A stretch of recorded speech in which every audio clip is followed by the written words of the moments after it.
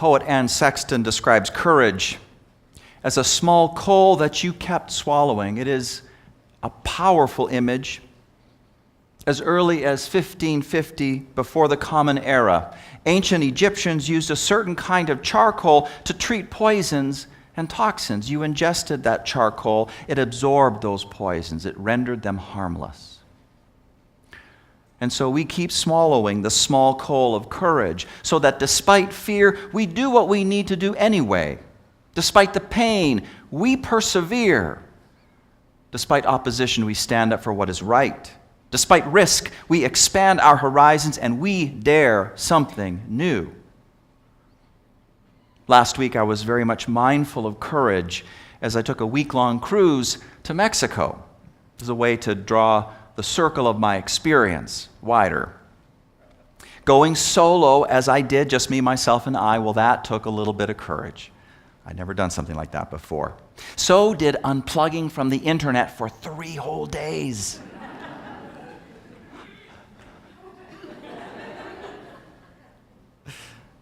It took courage to be the only one out of many folks actually writing in a journal. Now, I saw thousands of people whose hands were holding ice cream cones at 9 in the morning.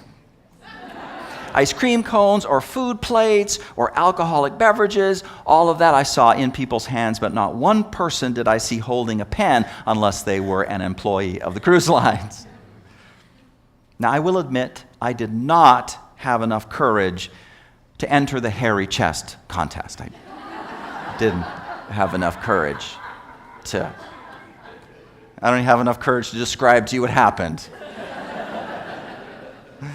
But I did have enough courage when in Cancun, I was treading in cold, briny water, and just as the dolphin trainer had explained, I extended my left hand and looked very carefully at it, which was the signal the dolphin was waiting for, at which point she swam precisely to where my hand met her fin, and then I grabbed hold of her other fin with my right hand, and I held on for dear life as the dolphin rocketed through the water, me on top, water in my face, in my eyes, in my nose, and then all of a sudden it was done.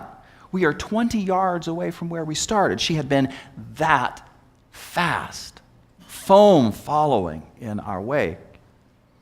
Just to touch the dolphin as it swam past me, that took courage, because what if I unknowingly touched it in a wrong way or in a wrong place and that dolphin came after me? I mean, what would dolphin revenge look like? At 4 a.m. one morning, the ship alarm went off, and I was jerked out of sleep, and the announcement said that a fire alarm had gone off in the engine room.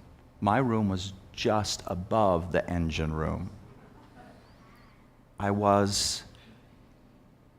My heart exploded in fear. We were out in the middle of nowhere. I peeked out of my door to see if anybody else was sharing this terrible hallucination with me, only to find that a firewall had been installed 10 yards down a hallway that under normal circumstances runs several football fields long. I was boxed in. That's what I'm trying to say. I was trapped. Fear on top of fear. Back inside my room, I looked at myself in the mirror, and I was like, this might be it. But there was courage. I put shorts on and a t-shirt on just to get ready for what might happen next. I sat on my bed waiting for some word, mouth dry and guts twisted up, but I would do whatever I needed to do. And finally it came.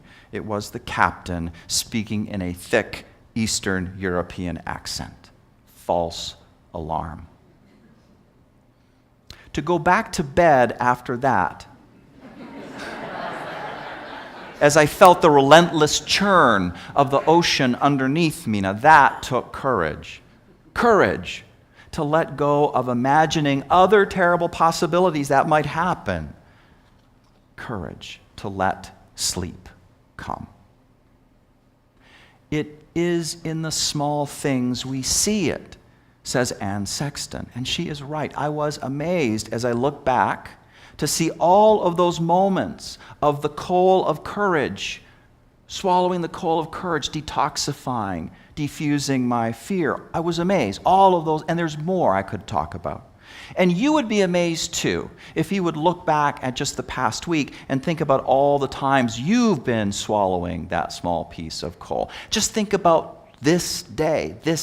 You are here. You have braved Atlanta traffic to be here. You have swallowed the small coal of courage. If you are shy or an introvert, just the fact that you went up to a stranger and started a conversation a moment ago as we had our extended greeting, you swallowed that small coal of courage.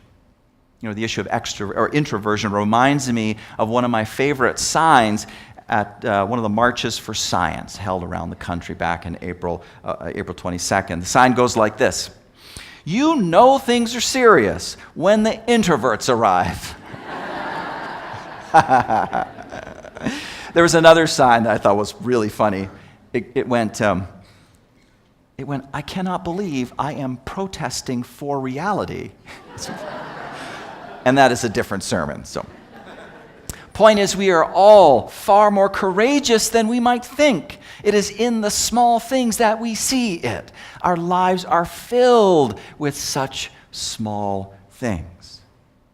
And when one of those small things is witnessed on the world stage, wow.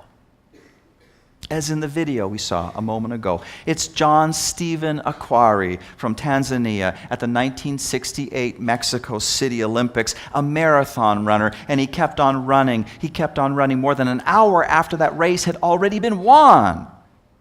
To completion, he needed to complete. And others are saying, "Why? What are you doing that for? Why do you persist? What good is it? Are you ridiculous?" But all race long, he has been swallowing the small coal of courage, enabling him to stay true to his vision of success and not to compromise it. Courage is central. Courage is essential. Maya Angelou calls it the most important of the virtues because without courage, you cannot practice any other virtue consistently. You can't practice any virtue, or you can practice a virtue erratically, but nothing consistently without courage. Courage, says Paulo Coelho, is the first spiritual quality you need to have. It's not about belief in God, it's about courage. First spiritual quality. Unitarian Universalists, we need courage because we are called to do something as countercultural and as maladjusted as what the Tanzanian runner did back in 1968. We are called to run a race that countercultural and maladjusted. That race being to draw the circle wide. People are just so divided these days, caught up in their homogeneous enclaves, surrounding themselves with people just like themselves. That's why one of the points of UUCA's Love and Justice Pledge, and there's more info about that in your order of service, one of the inserts. That's why one of the points of this pledge is to invite people to actively reach out to at least 5 people who are different from themselves in significant ways, in terms of race or class or political affiliation or ability, and so on, to reach out in a spirit of generosity and curiosity, to find out about the life experiences that have made them who they are, and to share some of their own life experiences, and to accomplish this sometime this year in 2017. It's drawing the circle wide.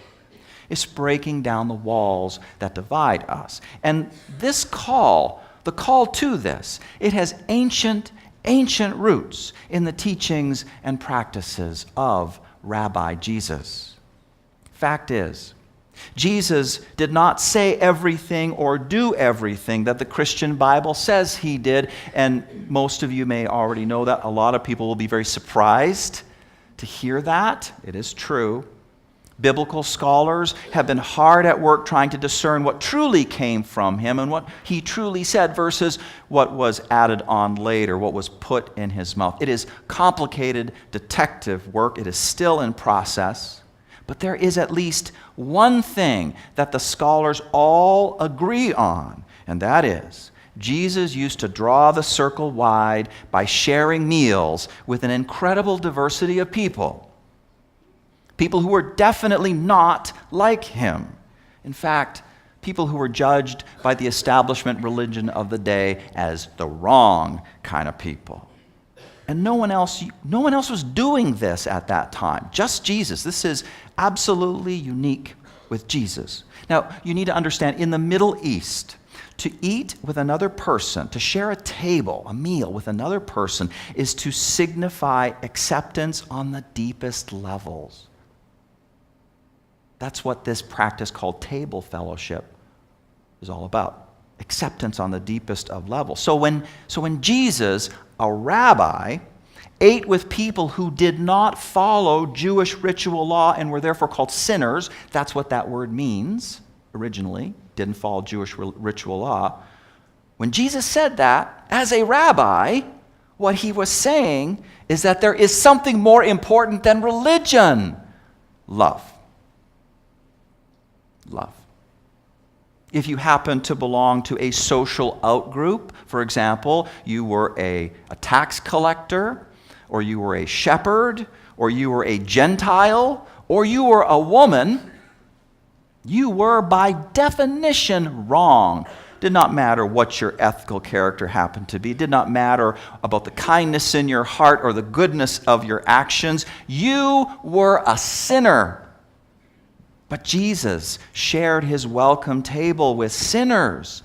That is how he drew the circle wide. He did this countercultural and maladjusted thing to proclaim something that everybody has inherent worth and dignity. To proclaim that absolutely nothing separates us from the love of God.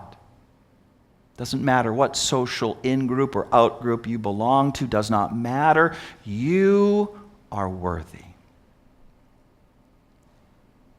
That was the countercultural and maladjusted vision.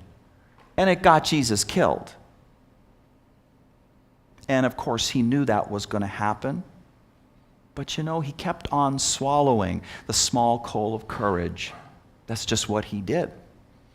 The call to love and justice meant so much more to him than his personal fear. So much more. And today, that love and justice call must mean everything to us.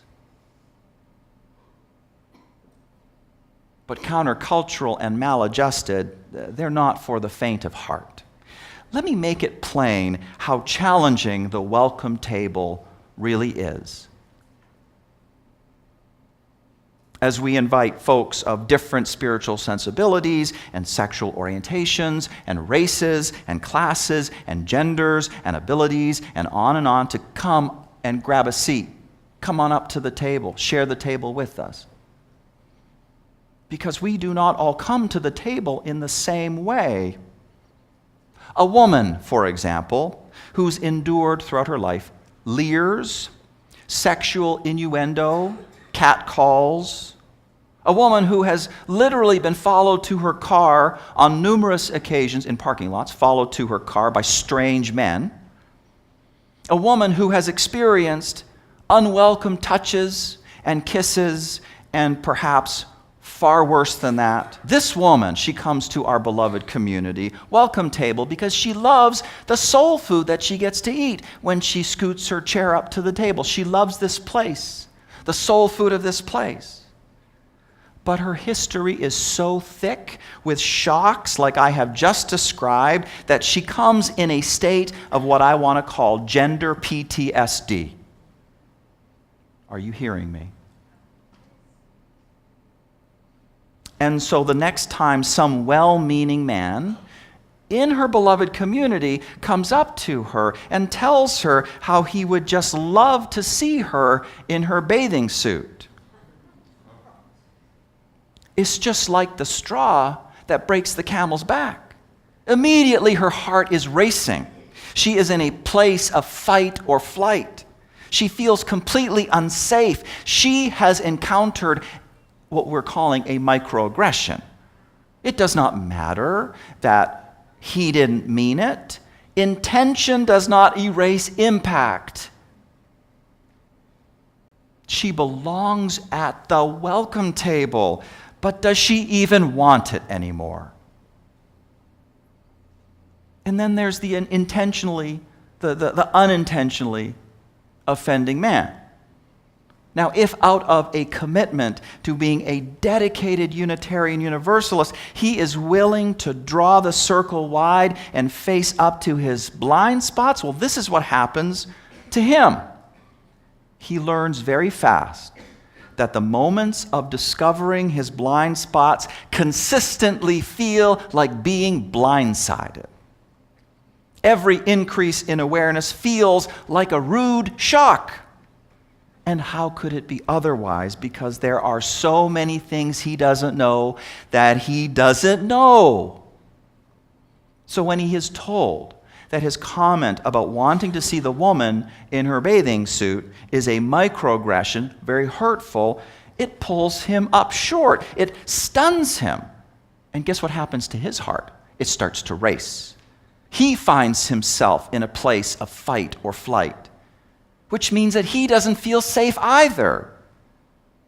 He might even be tempted to blame the woman for oversensitivity, which is just not fair.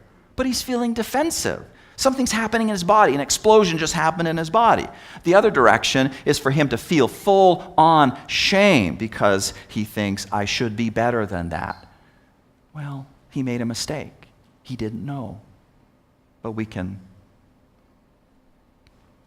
this man, he belongs to the welcome table too. But does he even want it anymore? Our countercultural and maladjusted, originally from Jesus' vision of drawing the circle wide, can get this difficult, folks. Imagine those two having a conversation, one deep into their PTSD and the other deep into their shame. Oh, both deep into their fight or flight. What do you think that conversation is going to look like? Some of us sitting at this table suffer from gender PTSD or racial PTSD or disability PTSD or other kinds of PTSD. Others of us are privileged enough to have never had to struggle with this kind of stuff personally. That's what I mean by privilege. You just haven't struggled with that stuff. You know, I'm a straight white guy. I've never struggled with the difficulties of being gay or of being a woman or of being a person of color. That's what it means. I've never had to struggle with that stuff. So privileged, we could be so privileged, in fact, that we could easily hide ourselves in some privileged enclave and never have to trouble ourselves about what the have-nots struggle with 24/7. We can do that. That's a part of what privilege means.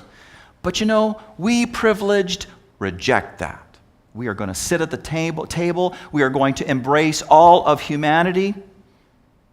We are going to learn how to be allies to those the world marginalizes. That is what Unitarian Universalism means for us. So we need courage.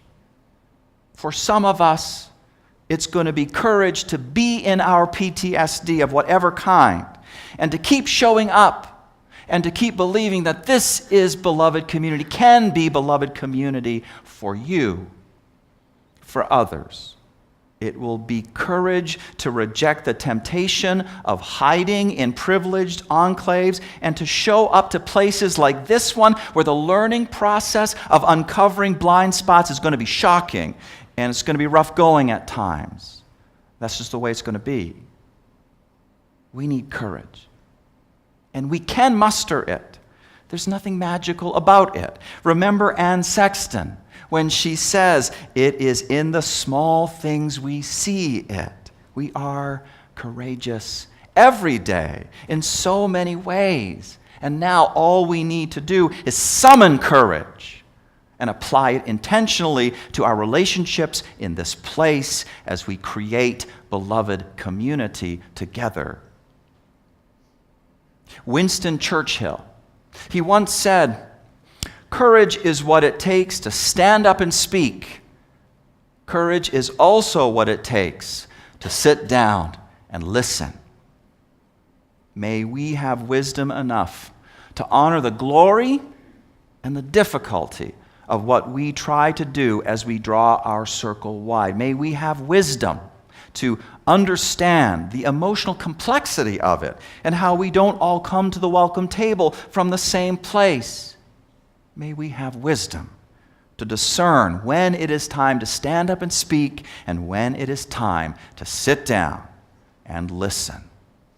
And may that wisdom be filled and fulfilled through courage.